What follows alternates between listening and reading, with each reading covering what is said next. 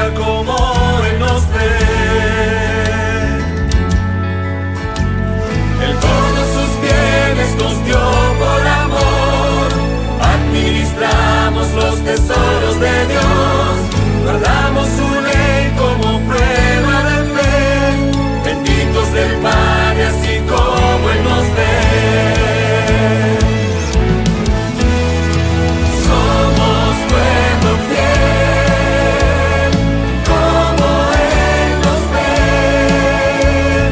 Ricos en Dios y somos hijos del reino, así es como Él nos ve.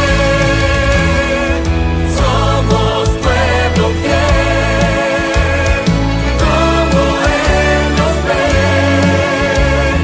Ricos en Dios y somos hijos del reino, así es como Él nos ve. Así es como Él nos ve.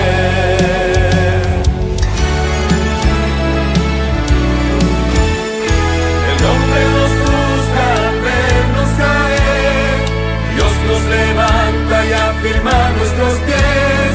Aunque pecadores nos mira cual fiel, así es como Él nos ve.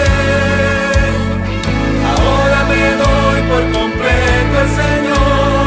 Se habló de palabras, fiel le seguiré. Soy hijo del reino, soy hijo del cielo. Caminemos todos como Él nos ve. Somos pueblo fiel, como Él nos ve. Ricos en Dios y somos hijos del reino, así es como Él nos ve. Somos pueblo fiel, como Él nos ve. Ricos en Dios y somos hijos del reino, así es como Él nos ve. Somos pueblo fiel, como Él nos ve. Ricos en Dios y somos hijos del reino, así es como Él nos ve. Somos pueblo fiel, como Él nos ve. Ricos en Dios y somos hijos del reino, así es como Él nos ve. Así es como Él nos ve. Así es como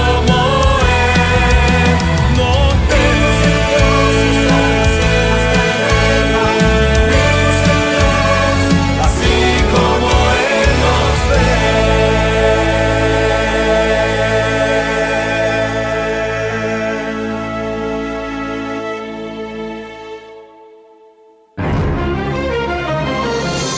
¿Cómo ve Dios a los seres humanos? ¿Cómo espera el Señor que tratemos a nuestros semejantes? El Departamento de Mayordomía de la Unión Dominicana presenta el programa Como Él nos ve, una mirada al lado humano de la Iglesia. Un programa donde verás el gran valor que Dios atribuye a cada persona, el trato digno y respetuoso que merece cada ser humano. Como Dios nos ve. Y ya con nosotros, nuestros anfitriones, los pastores Roberto Herrera y Vladimir Polanco. Un saludo muy especial para cada uno de ustedes. Gracias por continuar con nosotros en una entrega más del estudio del libro Como Él nos ve. Ya llegando a la fase final de nuestra semana de estudio, vamos hoy a abordar el capítulo 11, Ricos en Dios. Así que te pedimos que juntos podamos pedir la dirección de nuestro Padre. Buen Dios que estás en los cielos, ahora que vamos a continuar estudiando y reflexionando sobre estos temas, queremos pedir tu dirección. Y queremos pedirte, Señor, que tu Espíritu Santo pueda impresionar el corazón de cada lector, de cada amigo, de cada hermano que ha estado en sintonía con nosotros a través de las distintas plataformas tecnológicas. En el nombre de Jesús te lo pedimos. Amén. Amén. Bueno, pastor, según la revista Forbes, el hermano Jeff Bezos, el dueño de Amazon, es una de las personas más ricas del mundo y tiene una fortuna de nada más y nada menos que de 113.000 millones de dólares. Y en una sociedad como la que vivimos, donde la fascinación por lo temporal nos hace ver a las personas con más recursos como nuestro modelo a seguir, como la gente que tiene más valor, como a las personas que ocupan los principales puestos en revistas, en periódicos, en noticias. Entonces, ver a ese tipo de gente nos emociona y sería bueno que hoy tratemos de reflexionar en el valor de Jeff Bezos. ¿Depende por la gran fortuna que tiene? Y yo que nunca en mi vida tendré tanto dinero como el que este señor ha logrado amasar. ¿Significa eso entonces que yo tengo un valor secundario? ¿Que mi dignidad está por el suelo? Me emociona mucho una declaración que tuvo Jesús en Lucas, capítulo 12, versículo 15, donde Jesús dijo que la vida del hombre no depende de lo que tiene. Repito, la vida del ser humano no depende de lo que tiene. Y hoy vamos a ver entonces de qué realmente depende que tú puedas tener una vida buena y buena en abundancia. Yo creo, Pastor Vladimir, que sin duda hay una gran necesidad, digamos esto en línea general, de que el cristianismo regrese a la palabra de Dios. Y me refiero, ya sea que hablemos de la salvación, de la santificación, del servicio, como también de las finanzas. ¿Y por qué digo eso? Porque los seres humanos, según Dios, tenemos un solo propósito para todo lo que hacemos en este mundo, y es glorificar a Dios. Por lo tanto, este tema tan importante de el dinero, su importancia y el lugar que debe ocupar en nuestra vida, es necesario que lo estudiemos a la luz de lo que dice Dios. Y es interesante encontrar que la Biblia tiene mucha información acerca del dinero. Hay muchos principios bíblicos, es decir, procedentes de la sabiduría divina, que están ahí no para ser una carga para nosotros, sino que están ahí como consejos de un padre bueno, amante, generoso, que quiere que a sus hijos les vaya bien. En mi opinión, y creo que no estoy solo en eso, muchos de los problemas que hay hoy día con el dinero se debe a que la iglesia y el mundo ha tomado este tema y ha ignorado el consejo divino. La Biblia, por ejemplo, hablando del dinero, reconoce que es importante, importantísimo, porque es un recurso que nos ayuda a conseguir bienes, a pagar por servicios, que nos permite ir adelante con muchos asuntos de nuestra vida. Pero la Biblia también es categórica para explicarnos algunas cosas que tienen que ver con el dinero. Una de ellas, por ejemplo, es que el dinero es intrascendente, en el sentido de que nosotros llegamos a este mundo sin dinero y nos vamos a ir de este mundo sin dinero. No trasciende. El dinero es importante, pero solo aquí, no trasciende. Y hay que tener conciencia de eso. Esa es la naturaleza de ese bien. Solo funciona mientras estamos en este mundo. Pero el otro asunto es que la Biblia, por lo tanto, está en contra de que una persona, la vida de una persona, sea evaluada en función del dinero que tiene. Porque cuando vas a la Biblia, la esencia de la vida está más fundamentada en la relación que tenemos con Dios y en cuanto alineamos nuestra vida con la revelación que Dios ha hecho en su palabra.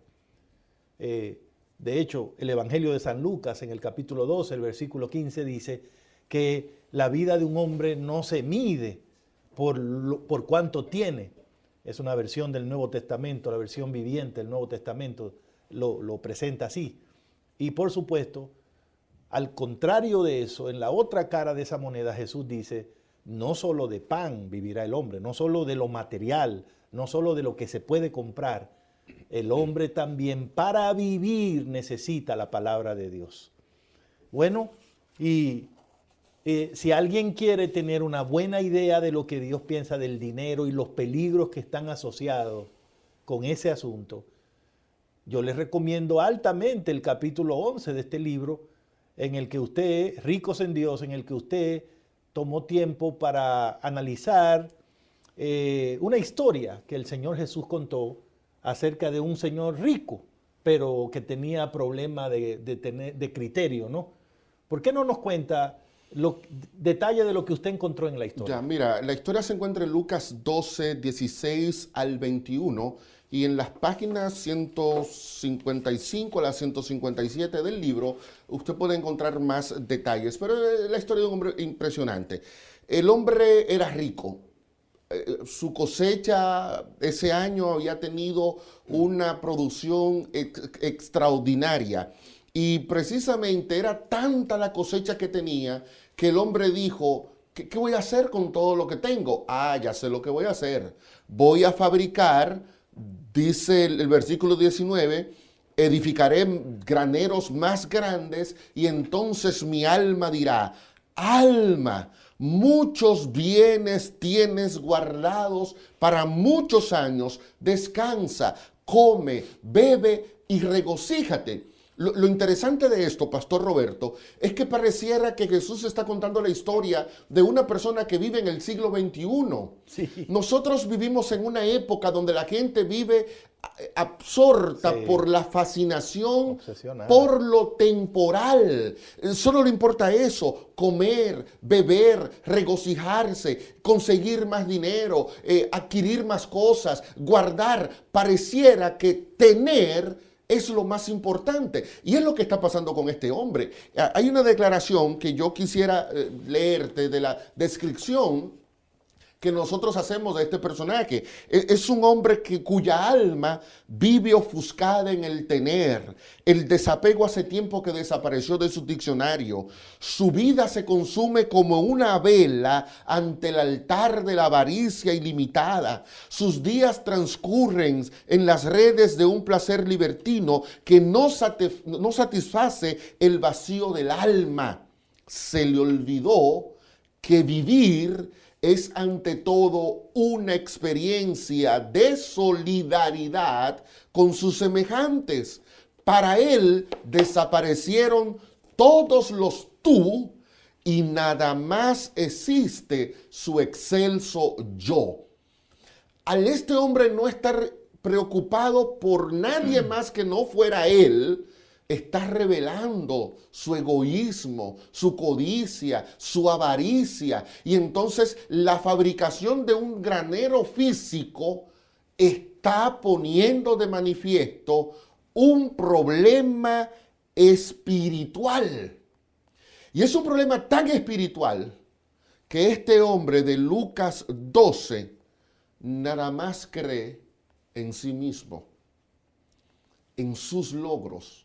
O sea, usted lee la historia y en ningún momento se le ocurre pensar, pero Dios fue el que me bendijo con más frutos. Dios fue el que me dio una mejor cosecha. Dios fue el que me dio salud para que yo pudiera trabajar más tiempo. No, este hombre nada más cree en él mismo y en lo que tiene. Y qué triste fue su final. Porque en un momento cuando suponía que todo iba a marchar bien, entonces vino la palabra, necio, hoy se acaba tu vida. ¿Qué vas a hacer con todas las cosas que lograste atesorar? Estamos entonces frente a una persona que es inmensamente rica delante de los hombres, pero que delante de la presencia de Dios es sumamente pobre. Y es pobre porque ni se le ocurre pensar, si el Señor me bendijo mucho, es para que yo comparta mucho con mis semejantes. Lo que dice es, tengo mucho y lo que voy es a fabricar para más espacio, para acaparar y que yo pueda tener más. Al este hombre estar tan preocupado en tener, demostró que en realidad era una persona sumamente pobre. Y la verdad es que la historia que aparece en Lucas 12 es muy aleccionadora. Jesús resumió todo el mensaje de la historia en una advertencia, ¿no? Cuando él contó la historia, la advertencia final fue en el versículo 15, y ustedes tengan cuidado de la avaricia, de la avaricia. Y entonces ahora sabemos que, bíblicamente hablando, uno de los peligros de no entender la función, la naturaleza y el valor del dinero y definir claramente qué lugares eso va a ocupar en nuestra vida, es que podemos caer en un patrón de avaricia. Todos tenemos ese potencial. ¿Y qué es la avaricia, pastor? Evidentemente es un deseo desordenado de tener cada vez más, sin tomar en cuenta ninguna otra variante, solamente el hecho de tener. Y lo que no se dan cuenta muchas personas, como el rico insensato de la historia, es que si tenemos mucho o poco, pero nos dejamos agarrar de una mentalidad de avaricia, ni siquiera lo mucho que tenemos nos va a satisfacer. Porque mire, este rico, evidentemente su finca produjo mucho. Pero en lugar de estar celebrando lo mucho que produjo su finca, el hombre estaba preocupadísimo, pastor. ¿Y cuál era su preocupación? Que estaba produciendo demasiado y no tenía dónde guardar o almacenar. O sea, era rico, pero no podía ni siquiera disfrutar, porque la avaricia de tener más no lo dejaba disfrutar lo que ya tenía. Y entonces desarrolló una filosofía de vida. ¿Cuál? Quiero tener más, pero no para darle a otros, no para compartir con otros, sino para acumular, para acumular. Y de ahí es la advertencia de Cristo. Tengan cuidado con la avaricia. Creo que debería usted, en el próximo segmento, ayudarnos a entender algunas ideas más alrededor de este asunto. Quédense con nosotros y ya volvemos aquí en Como Él nos ve. Como Él nos ve, una mirada al lado humano de la iglesia.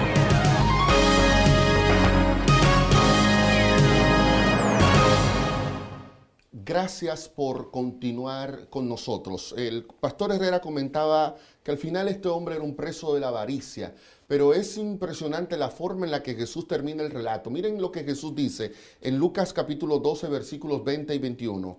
Así dijo Jesús, Dios le dijo, necio, esta noche vienen a pedir tu alma, y lo que has guardado de quién será. Así es el que hace tesoro para sí y no es rico para con Dios. Aquí hay tres elementos que yo quisiera destacar. En primer lugar, Jesús llama a este hombre una persona necia. Un término fuerte, ¿no? En la Biblia, el necio es aquel que vive de espalda a Dios y vive de espalda a sus semejantes. El necio es el que no respeta la voluntad del Señor. El necio es el que anda por los caminos que no pertenecen al Padre Celestial. Por lo tanto, el estilo de vida avaricioso que revelaba este hombre no es un estilo de vida que va en armonía con la manera que Dios espera que nosotros vivamos.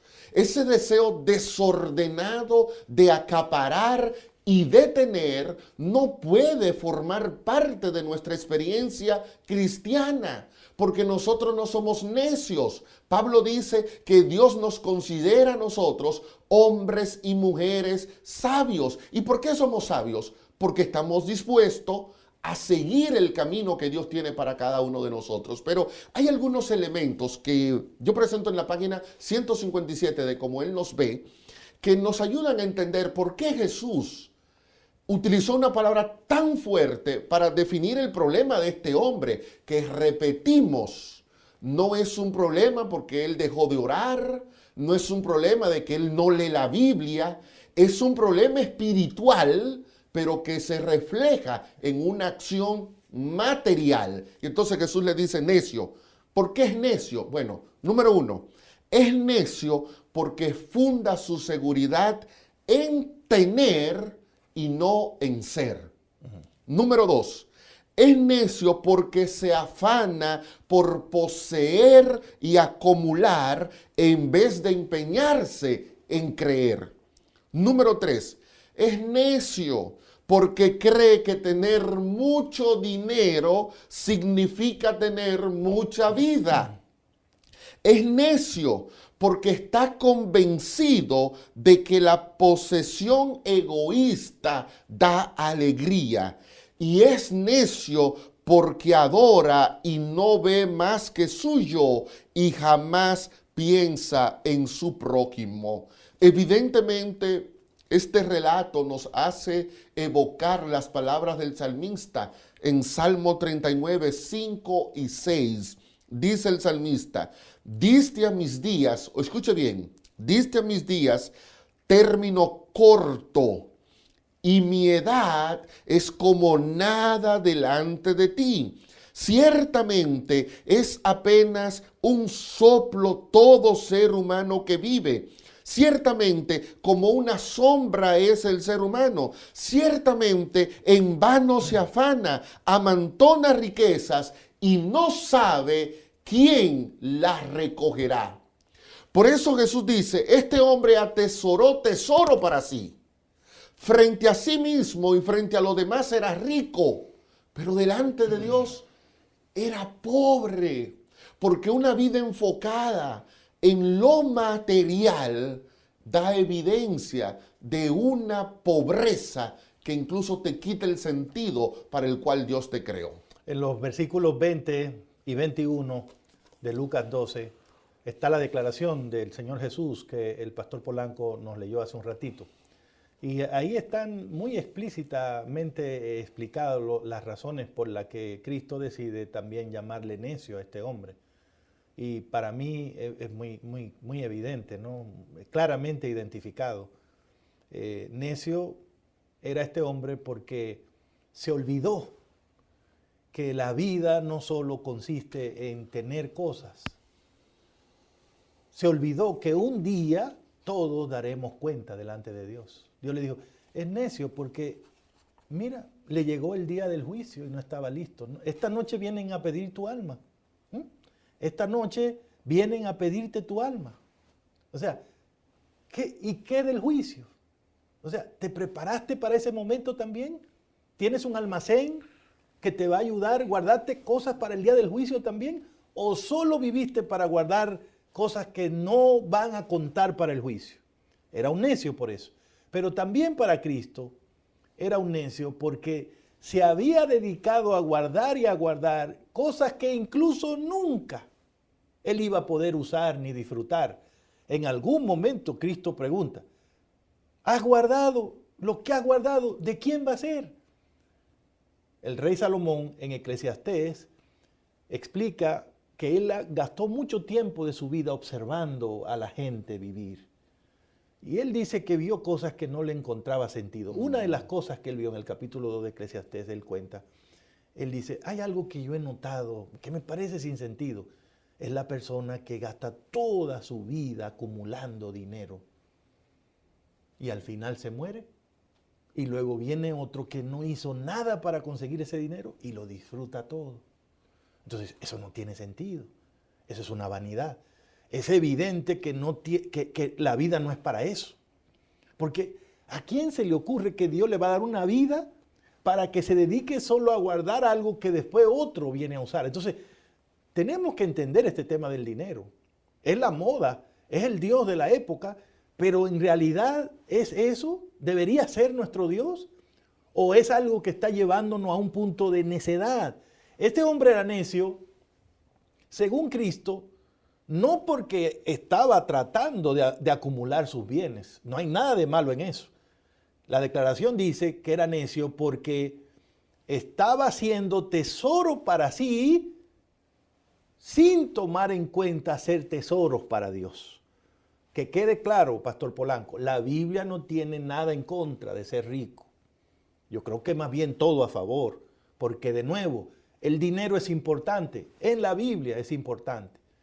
Lo que Dios no aprueba es que el dinero nos lleve a olvidarnos de Él, a convertirnos en necios.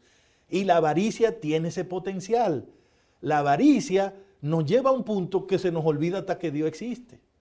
Porque el Señor de la historia, Él pensó que como Él era dueño de tantas cosas, también era dueño de la vida. Pero se le olvidó que Dios te puede dar mucho. Incluso al Señor que usted mencionó al principio de este programa, evidentemente Dios le ha dado mucho. Y es dueño de muchas cosas. Pero hay una cosa que el Señor más rico del mundo jamás tendrá la propiedad, y es de la vida de Él. La vida de Él está en las manos de Dios y la vida de todos nosotros. Así que sea que nos dediquemos a acumular, que tengamos mucho o poco, sería bueno recordar que tenemos una vida prestada, que no sabemos cuánto nos va a durar.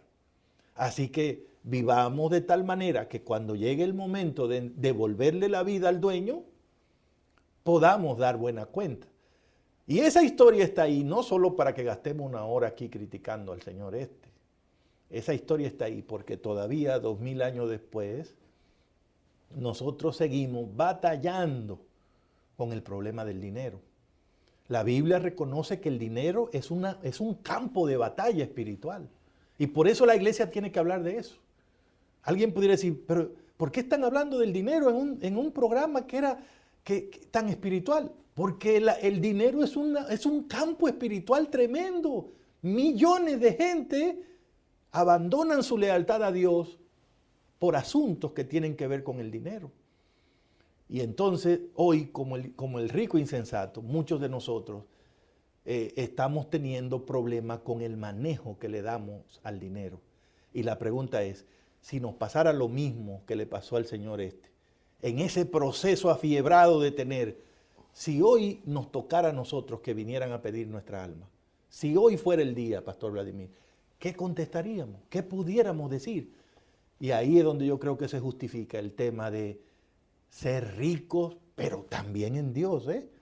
Entonces, pastor, ya sabemos cómo es ser necio, porque en la historia Jesús lo mostró.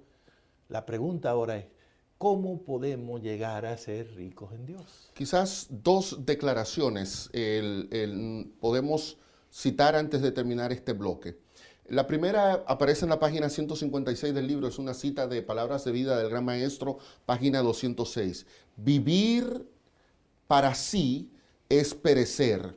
La codicia y el deseo de beneficiarse a sí mismo separa al alma de la vida. Una de las formas entonces en la que yo comienzo a ser rico para Dios y a vivir esa riqueza espiritual que viene en Dios es cuando yo comprendo, la vida no gira en torno a mí. Dios no me dio la vida para que yo me dedique única y exclusivamente a complacerme a mí. Dios me dio una vida para agradarlo a Él y para que esté al servicio del prójimo. En una segunda declaración, también de Palabras de Vida del Gran Maestro, pero ahora la página 210, la sierva de Dios hace una declaración tan solemne. Ella dice, esta vida, esta es el único tiempo que se le ha concedido al ser humano para que se prepare para la eternidad. Comenzamos entonces a vivir como si fuéramos ricos delante de Dios, cuando entendemos que nuestra experiencia terrenal no es más que una preparación para la experiencia eterna que tendremos cuando vivamos con Dios en el cielo y luego en la tierra restaurada. El problema del joven, del señor que estamos mencionando ahora, es que demostró que al no saber gerenciar su vida, al no saber manejar los recursos que Dios le puso, no estaba en condiciones de poder vivir como una persona que es rica delante de Dios. Porque una persona que es rica delante de Dios, cuando se pone delante de un espejo, lo que visualiza es la eternidad. No se visualiza a sí mismo. Entonces, una pregunta práctica que te ayudaría a ti a responder si realmente tú estás tratando de vivir esa riqueza que tiene que ver con Dios es: ¿qué tiene más importancia para mí? ¿Lo terrenal o lo celestial? ¿Qué tiene más importancia para mí? ¿La vida que necesito llevar aquí ahora o la vida que llevaré por el resto de la eternidad? ¿Qué estoy haciendo yo con este periodo de tiempo de 18, 25, 50, 70, 80 años? Yo no sé los años que Dios me va a dar, como decía el salmista. Pero estos años, hermanos, estos años son los que están determinando dónde vas a pasar la eternidad. Si la vas a pasar en el olvido, en el polvo de la muerte, o la vas a pasar disfrutando de la presencia gloriosa de tu Dios. Yo creo que podemos continuar desarrollando un poquito más este concepto en el siguiente bloque. Como Él nos ve, una mirada al lado humano de la iglesia.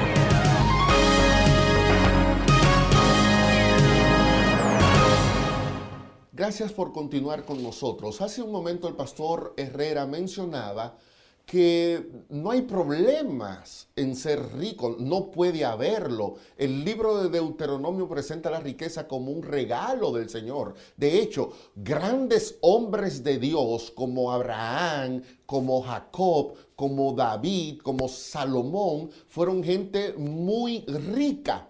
Dios no tiene problemas con la riqueza. Los que tenemos problemas con los bienes materiales somos nosotros. En su primera carta a Timoteo, capítulo 6, versículo 10, Pablo puso el dedo en la llaga cuando dijo: la raíz de todos los males es el amor al dinero, el cual codiciando algunos se extraviaron de la fe. Entonces, miren, hermanos, ¿por qué decimos que este tema tiene que ver con mi identidad como ser humano y tiene que ver con mi vida espiritual?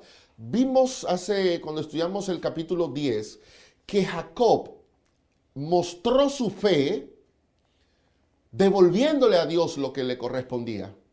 Y ahora viene Pablo y dice que algunos se extravían de la fe por el amor al dinero. Entonces, el dinero puede ser un elemento que me ayude a mí a confirmar mi fe y a proclamar mi fe, pero también puede ser un elemento que me ayude a mí a extraviarme. Todo va a depender dónde está mi amor. Y en el relato que estamos estudiando de Lucas 12, cuando Jesús dijo ricos en Dios, utilizó una preposición griega que significa delante de Dios, que transmite la idea de en dirección hacia Dios. Y aquí en la página 159 del libro, nosotros hacemos el siguiente comentario. El contraste que establece Lucas 12:21 no podría ser mayor.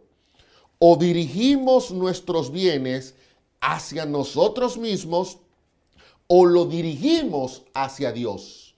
El rico de la parábola solo pensaba en él. Mis frutos, mis graneros, mis bienes, mi alma. No había nada en su vida que perteneciera a Dios. Y por eso era pobre. Porque ser ricos delante de Dios es poner nuestra riqueza en dirección hacia Dios.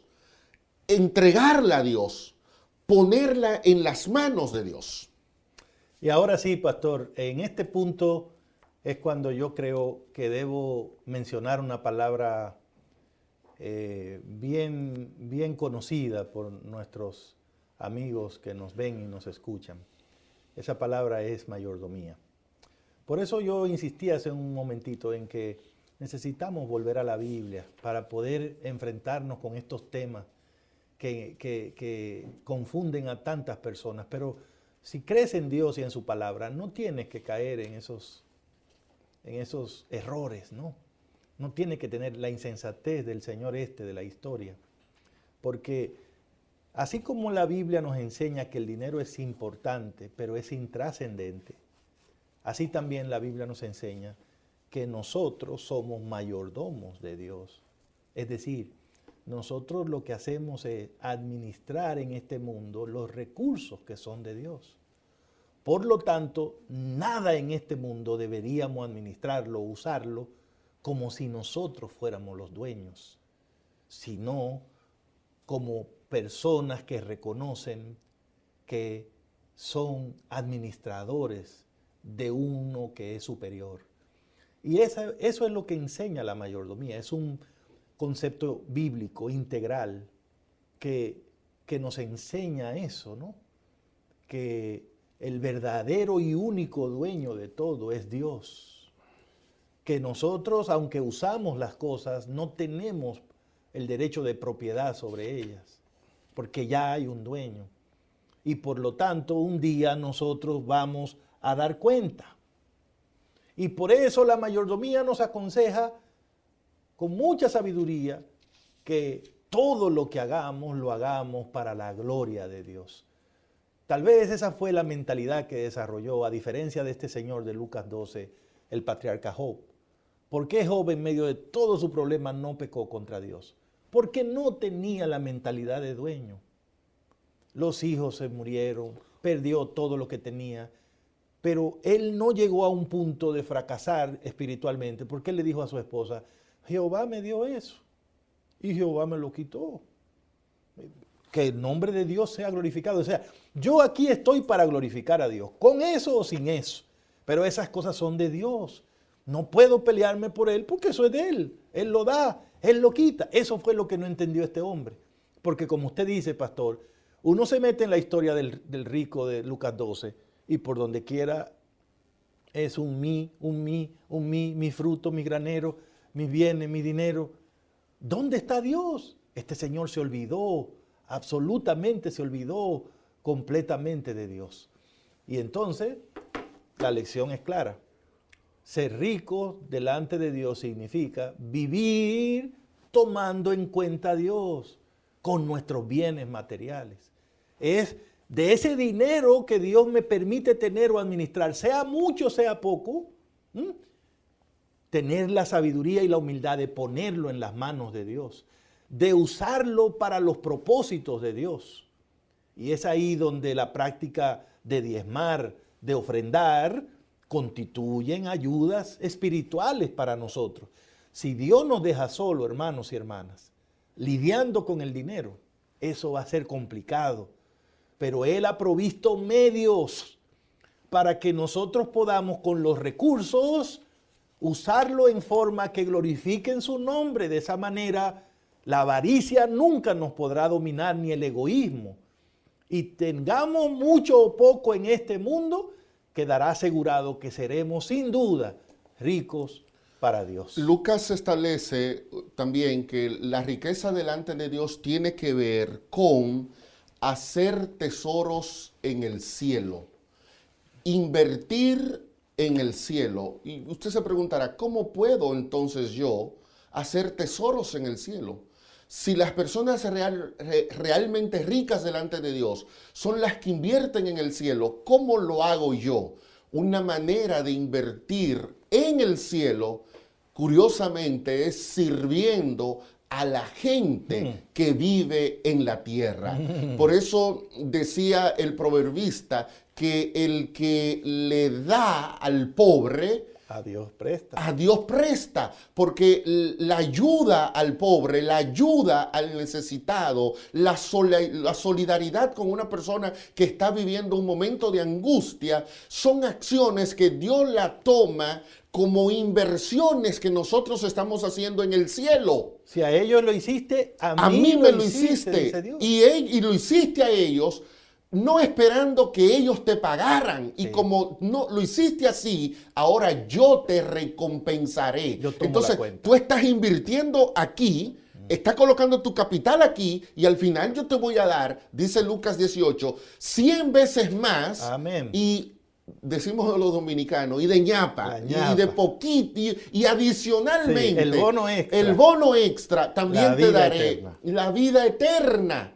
Entonces, ¿cómo nosotros podemos obviar esa riqueza, esa abundancia espiritual que nos llega por ir en auxilio de mi prójimo. Aquí usted puede ver la cosa de otra perspectiva.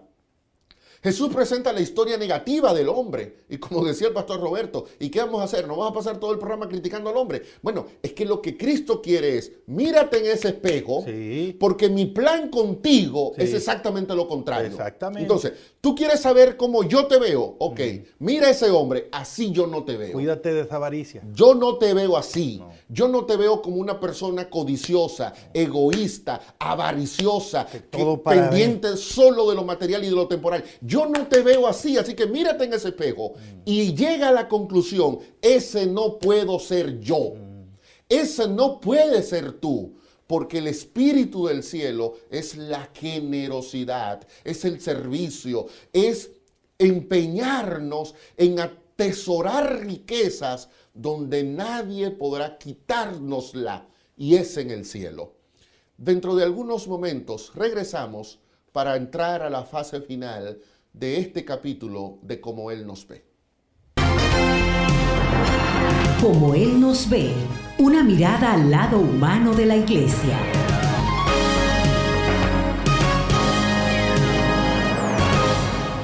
Gracias, apreciados pastores, por guiarnos paso a paso a través del capítulo 11, titulado Ricos en Dios, del libro que estamos estudiando, Como Él nos ve. La base para este capítulo está centrada en el capítulo 12 de Lucas, donde se pone de manifiesto que existe una relación directa entre la forma en que utilizamos los recursos materiales que poseemos y la forma en que pensamos acerca de Dios, de los demás, de la vida, del éxito y del futuro. Hay un campo de batalla planeado aquí para cada miembro de iglesia y para cada congregación. Y necesitamos volver a la Biblia para recibir la sabiduría divina que nos ayude a ser verdaderamente ricos para con Dios. Hay temas que por amor a las personas deben ser estudiados en cada congregación. Entre ellos está la codicia y los peligros que encierra, el materialismo, algo que caracteriza nuestros tiempos, y el egoísmo como forma de vida. Cristo no supuso que sus discípulos y la persona que lo escuchaban entendían bien las implicaciones de esto, y por eso contó la parábola que encontramos en Lucas en el capítulo 12 y ofreció tantas otras enseñanzas para ayudarnos a entender que el dinero no es lo que más importa en este mundo y que somos administradores de los recursos de Dios. Dios nos ve como personas ricas en bondad, en altruismo y en amor. Él no quiere ver a sus hijos participando del espíritu de la codicia y avaricia, que es contrario a la naturaleza divina. La parábola de Lucas 12 está contada como un ejemplo de lo que Dios no quiere que hagan sus hijos. La iglesia debería animar a cada miembro a tener un plan para dirigir sus bienes hacia Dios en lugar de dirigirlos hacia ellos mismos. Un buen plan de ofrenda personal permitirá a cada miembro hacer parte de un círculo de amor y de generosidad que por medio de la iglesia se extienda a todo el mundo, con un ministerio que restaura a las personas y los trae de vuelta a Cristo Jesús.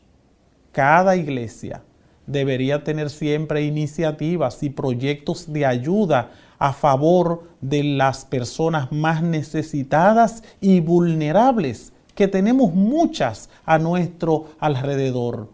De esa manera, la congregación modela para sus miembros. Y el espíritu cristiano precisamente se basa en eso, en el amor y el dar antes que en recibir y acumular. También la iglesia, que es rica delante de Dios, logra que sus miembros perciban que sus ofrendas son una verdadera bendición que alcanza a muchos más por medio de la iglesia.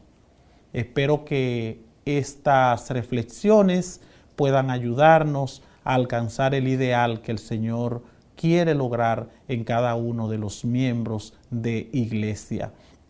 En esta ocasión vamos a escuchar la conclusión de este capítulo con nuestros invitados, el pastor Roberto Herrera y el pastor Vladimir Polanco. Como Él nos ve, una mirada al lado humano de la iglesia.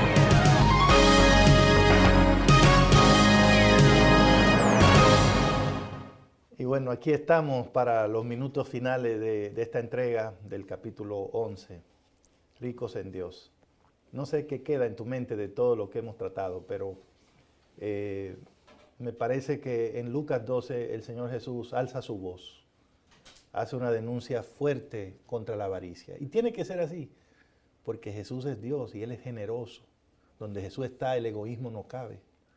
Donde Jesús está, la avaricia no cabe, porque alguien que se da por completo a sí mismo no puede estar de acuerdo con una vida que se concentra solo en ella.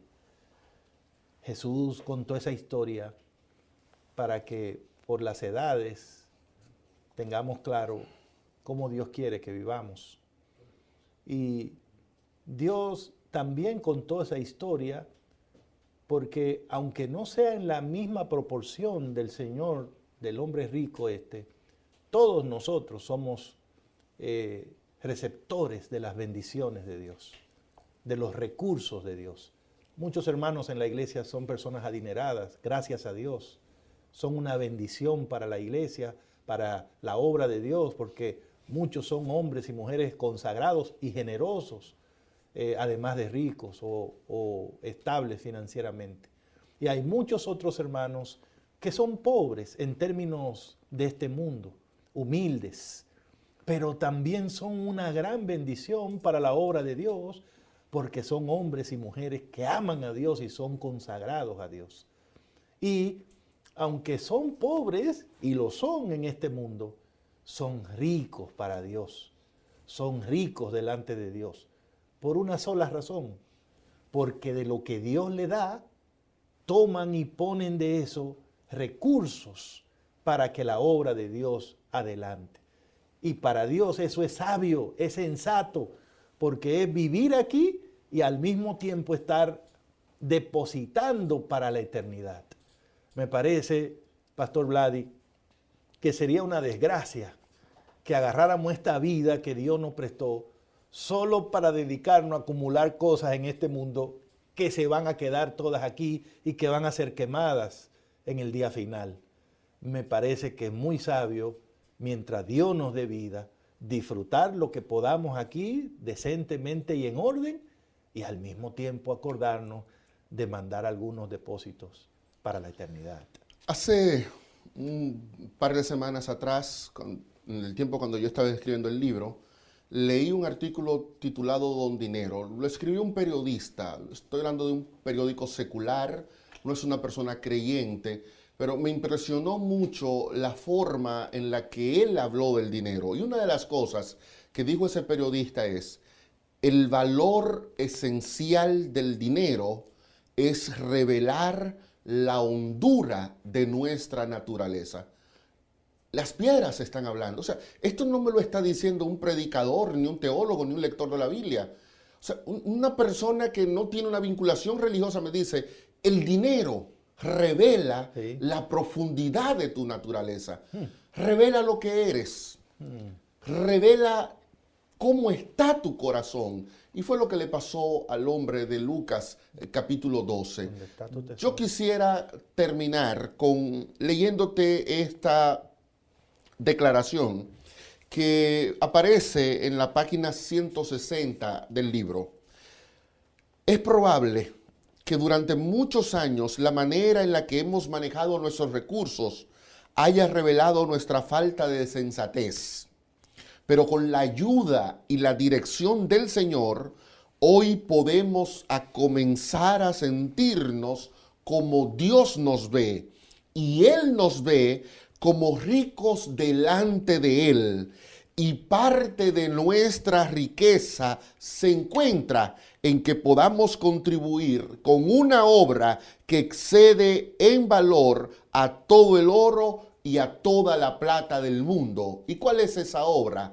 La salvación de las personas. Amén. Que Dios te bendiga y gracias por haber estado en esta entrega, y nos vemos en el próximo programa de Como Él nos ve.